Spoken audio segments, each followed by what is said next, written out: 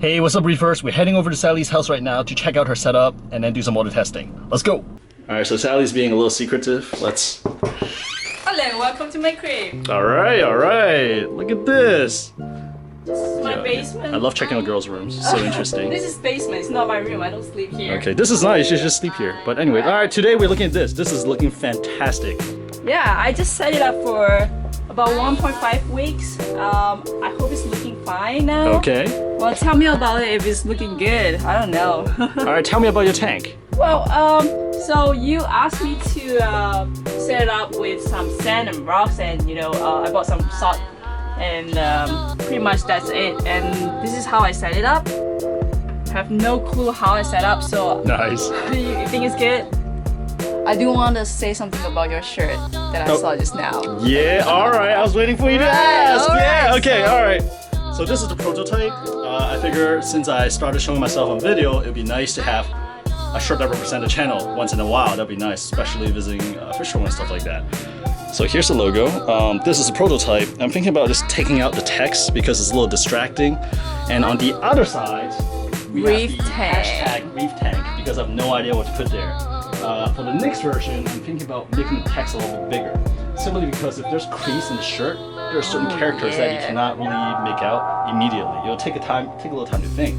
So once it's larger, it should be a little bit more readable. But today we're not talking about my shirt. We're talking about your tank. So let's get right back to it. Go back to tank. If I were to set this up, number one, I'll make sure the rock is all the way at the bottom, like jam it in. Okay. So it's touching the bottom glass or the bottom acrylic. You don't have to do it now. Okay. And the second thing is that you want to make sure the rock is not sitting against the back of the wall. Right. You want to move it to the center. So this way, if you clean the back, you have room, and there's a good water circulation.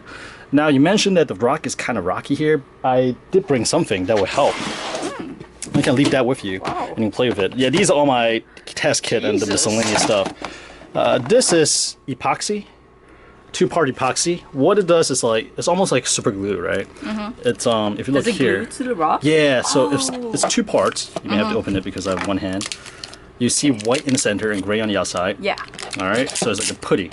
You kind of cut off or just peel off and then knit it for. No, don't do it now. Don't do it now. Yeah, don't do it now. You knit it for about. Pretty sticky. Yeah, for like a minute or so, and then you'll become like a fine. It's almost like clay. Okay. You use that to kind of connect 2 pieces of rock together, so it'll be stable. Oh, but so it's waterproof, right? It's waterproof. Cool. And you can cure it underwater, meaning that it'll harden underwater. So after about an hour or 2, it should harden up. And after 24 hours, then it's really hard and it should be set. So you can use that. Should I dry the rock first? You don't have to. So we just bring it out and just stick it together with these 3? Right.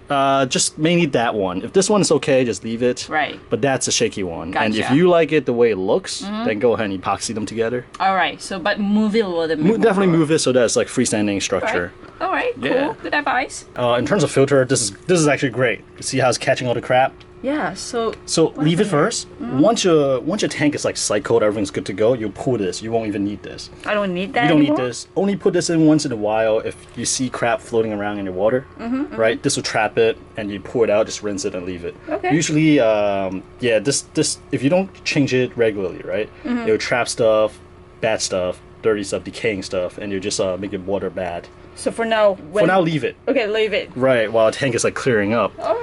After like 2-3 weeks, pull it out. Okay.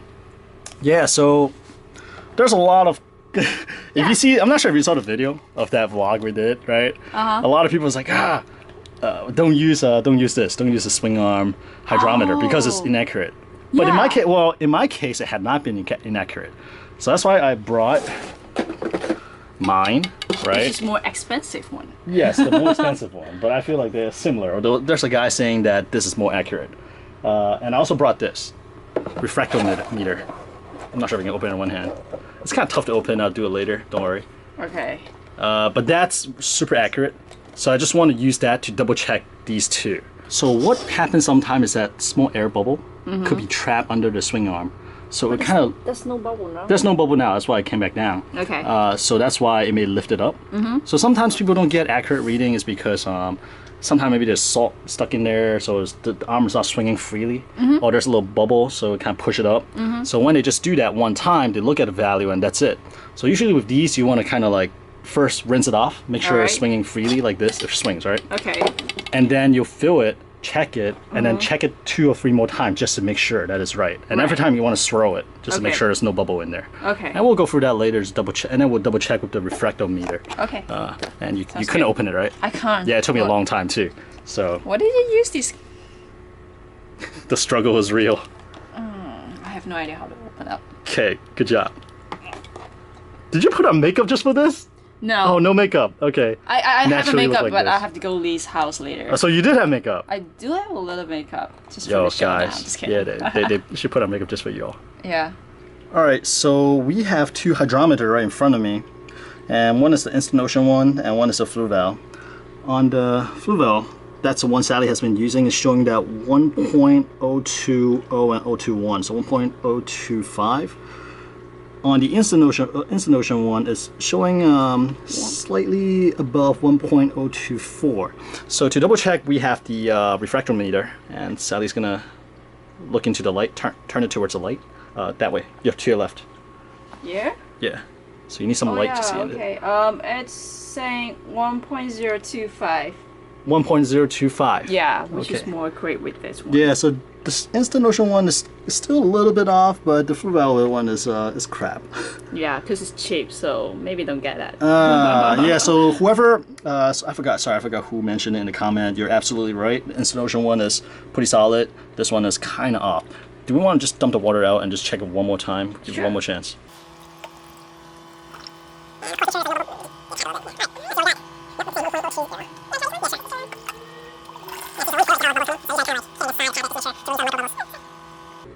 So, yep, still 1.024. So it's slightly inaccurate, but it's close enough for me. Yes. This one, yeah, we need to do something about this one. This one is, and of course, refractometer is good. Yes. All right, How much so did you get good to this know. one? I think it's like 28, 29. I should just get this one. Yeah.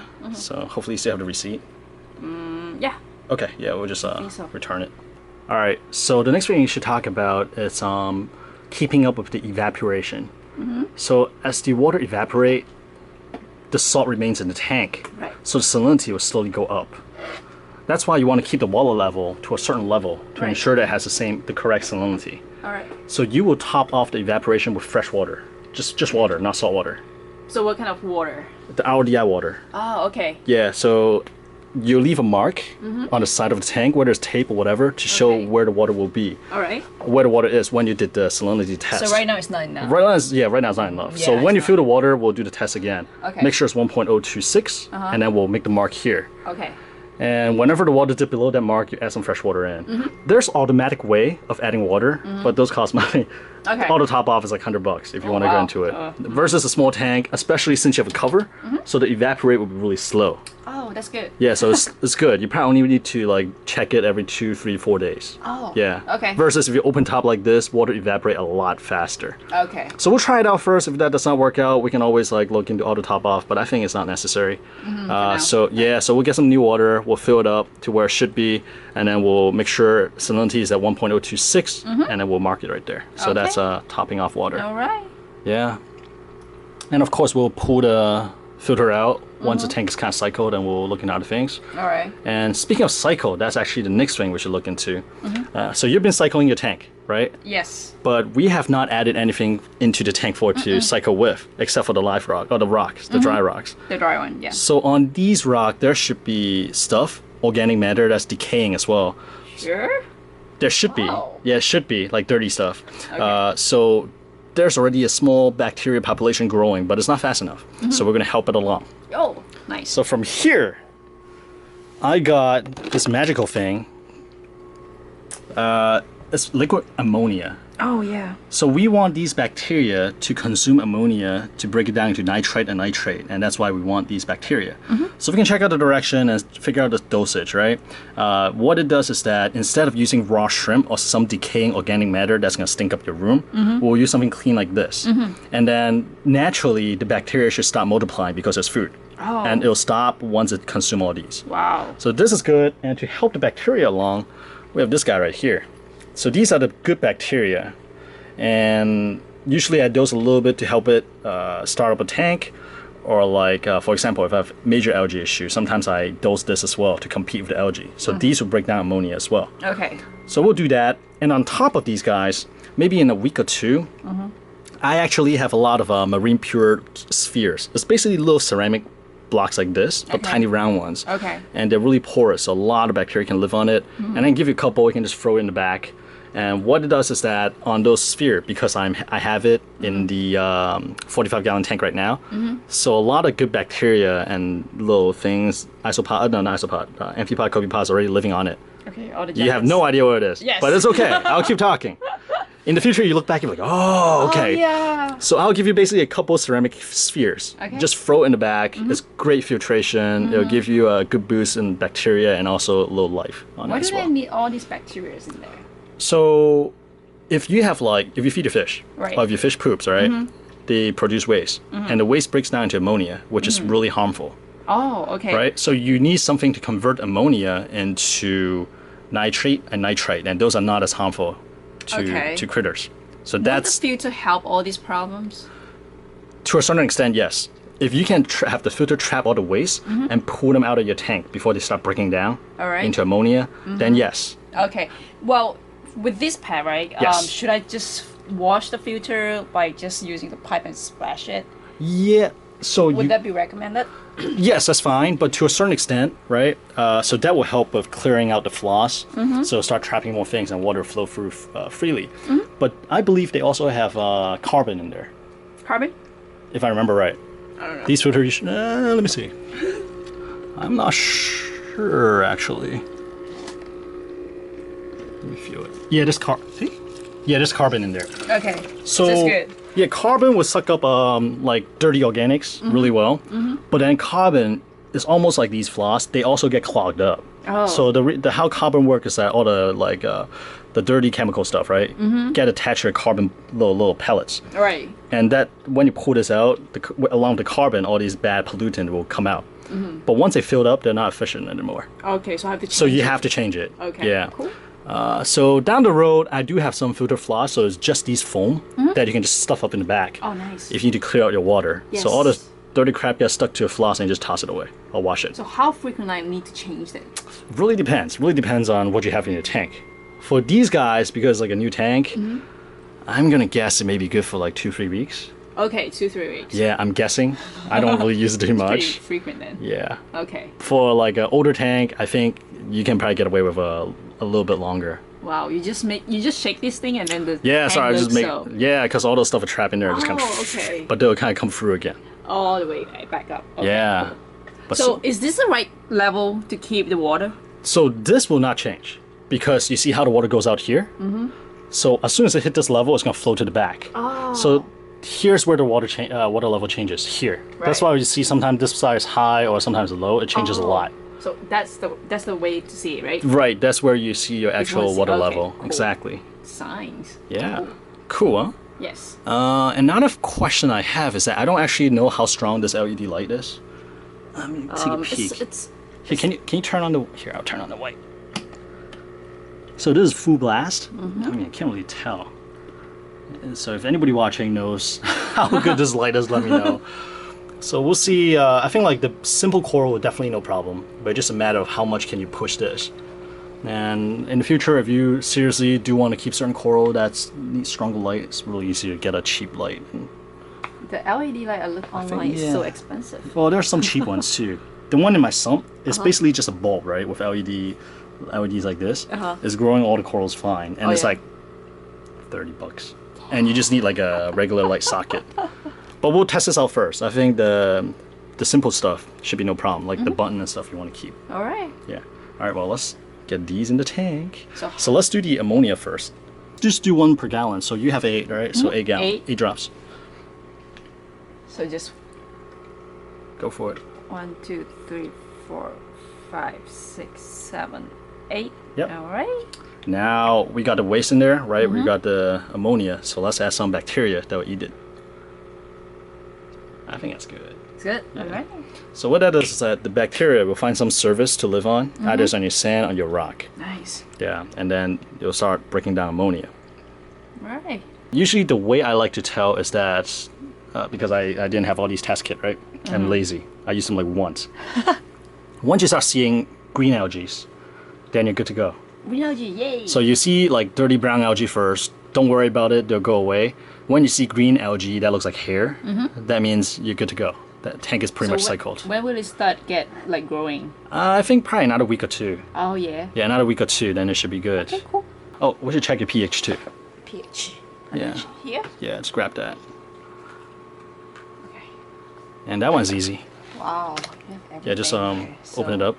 Let's see how user friendly is this. Turn it on. Just turn on. And just dip the front portion up to here into the water and just hold. So your pH is 8.22. 8.2. That's good. That's a solid one. That's a great pH to have. Oh really? Yeah, so it's good. No problem. All right, cool. I'm good at it. Yeah, you are good at it. And we're gonna make that rock a little bit more stable by using epoxy to scope the connection between the two rocks. And right now Sally's knitting using her dumpling making skills. Want some dumpling? Okay. I think this is big enough, right? That should be good, yeah. Just make sure it's mixed really evenly and this has the same consistency. It should be kind of soft. Hey, you want to check that? It's soft. I don't want to get my hands smelly. So that's why I'm not touching it. That's why! She was like, do you want to do it? Do you want to do it? I'm like, no, you This got smells so bad. it. Yes, it sure was. Okay. I'm trying. Alright. Let's take a look. Okay. I want this side because there's a hole in there. Okay. Yeah, just roughly push the whole mess into some crevice. Don't push it too tight yet until it goes in there. Yeah, just as long as it has a shape and it stays on this rock. And then you push the rest into that. It's like Play-Doh. Oh no! So this is kind of stable, but I think I need... I make a mess here. That's okay. So this thing dropped now. Yeah. You see why I hate aquascaping underwater? Oh my god! It's falling apart! Okay. It's totally not using the epoxy at all. If that's the case, you just put the epoxy in the front, you know? But it's sticking so well just now. Yeah, because you push it in.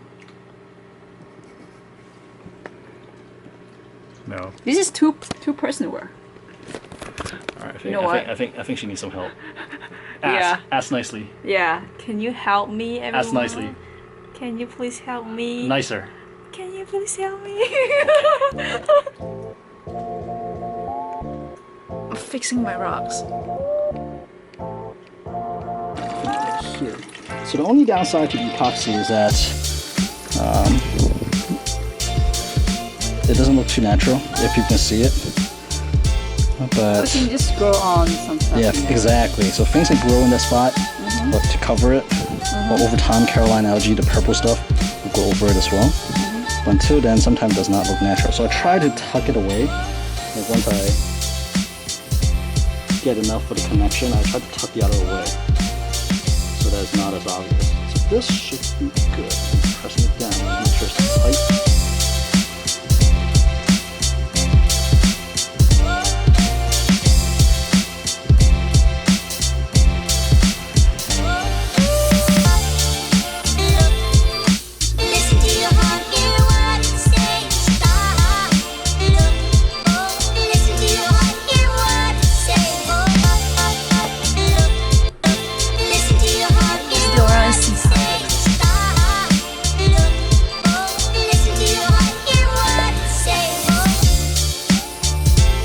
So basically, while scaping, Sally, you were telling me what you like of each rock, right? You're like, oh, I like this part. I like this part. So that's all super great. And we made sure to present the parts that you really like because they're interesting looking. So we want to make sure that it's visible from the front. You like an arch, right? So when I happened to lay it there, you're like, oh, I like this arch. So we kept it. So it's right here. That looks great. Yep. And down there, there's a nice little hole right there to swim through too. Oh yeah. Yeah, right there, as well as slightly up. That's another hole that you said you really like on the left side of the Yes. So this actually looks nice because you have a lot of room for corals. Yeah, you have all these like nice surface area. There's like perfectly natural space for corals there. So it's fantastic, and you have a nice little overhang or the little column right here for some. If certain things are a little more light intensive, need more light, you can just put them up there. So this is great. So it's almost leaning towards to the wall, but it's not quite touching it. It's not. So great work. Yeah. Good job.